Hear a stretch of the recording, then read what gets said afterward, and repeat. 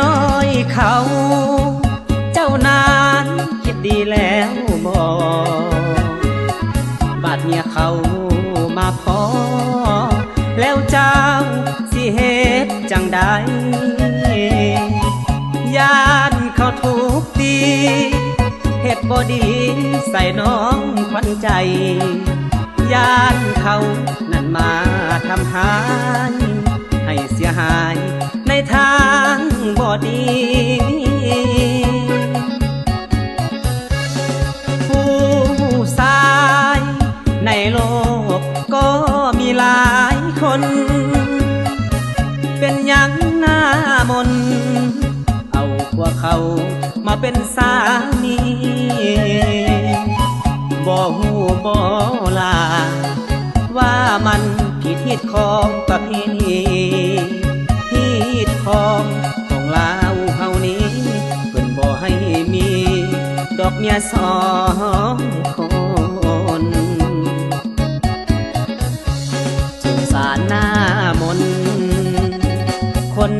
ที่เป็นเมียน้อยได้แต่เฝ้าคอยใจลอยคอยหักมองมนคอยท่าพวกเขาต้องเศร้าสุดที่เกินทนน้ำตาเมียน้อยล่วงหล่นคงบ่มีคนเข้าใจสงสารเมียน้อยที่ถือเขาปล่อยเขาป่าเขาคงสิบ่หัวซาเขาทิ้งเขาป่าให้เจ้าของให้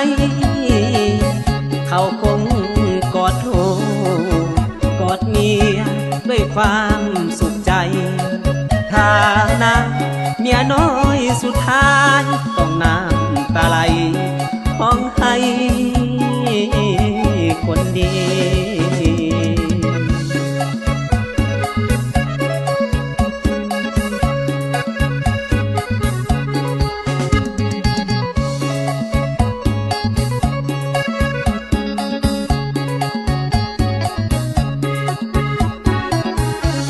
สงสารหน้า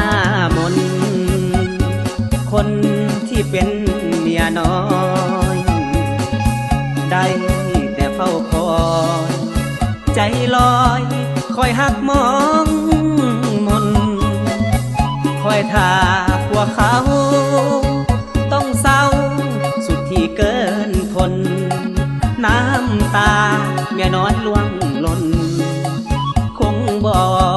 มีคนเข้าใจสงสารเมียน้อยที่ถือเขาปล่อยเขาป่าเขาคงสิบ่หัวซาเขาทิ้งเขาป่าให้เจ้าของให้เขาคงกอดโทกอดเมียด้วยความสุขใจถ้านะเมียน้อยสุดท้ายต้องน้ำตาไหลร้องไห้